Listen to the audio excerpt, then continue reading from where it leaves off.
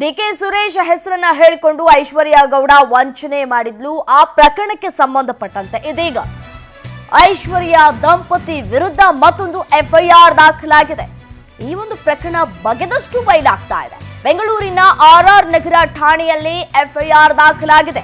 ಶಿಲ್ಪಾ ಗೌಡ ಅನ್ನೋರು ದೂರನ್ನ ನೀಡಿದ್ದಾರೆ. ಆ ಒಂದು ದೂರನ್ನ ಆಧರಿಸಿ ಎಫ್ಐಆರ್ ದಾಖಲಾಗಿದೆ. 3,25,00,000 ಹಣ, 430 ಗ್ರಾಂ ಚಿನ್ನವನ್ನ ಪಡೆದು ವಂಚನೆಯನ್ನ ಮಾಡಲಾಗಿದೆ. 2022ರಲ್ಲಿ ಪರಿಚಿತಳಾಗಿದ್ಲು ವಂಚಕಿ ಐಶ್ವರ್ಯ ಗೌಡ.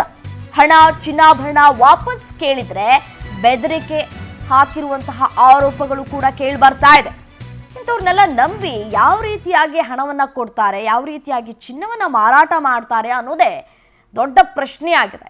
ಯಾವ ರಾಜಕಾರಣಿಯೂ ಅಲ್ಲ, ಯಾವ ಸಿನಿಮಾ ನಟಿಯೂ ಅಲ್ಲ. ಈಕೆಯನ್ನ ಯಾವ ರೀತಿಯಾಗಿ ನಂಬಿದ್ರು ಅನ್ನೋದೇ ಒಂದು ದೊಡ್ಡ ಪ್ರಶ್ನೆ ಆಗಿರುವಂಥದ್ದು. ಇದರಲ್ಲಿ ಧರ್ಮ ನಟನ ಹೆಸರು ಕೂಡ ಹೊಂದಿರುವಂಥದ್ದು. Gold business, chit fund business ಮಾಡ್ತೀನಿ ಅಂತ ಹೇಳಿ ಪಂಗನಾಮವನ್ನ ಹಾಕಿದ್ದಾಳೆ. ರಿಯಲ್ ಎಸ್ಟೇಟ್ ವಿಲ್ಲಾ ನಿರ್ಮಾಣ ಮಾಡ್ತೀವಿ ಅಂತ ಹೇಳಿ ಪರಿಚಯವನ್ನ ಮಾಡ್ಕೊಂಡಿದ್ದಾಳೆ.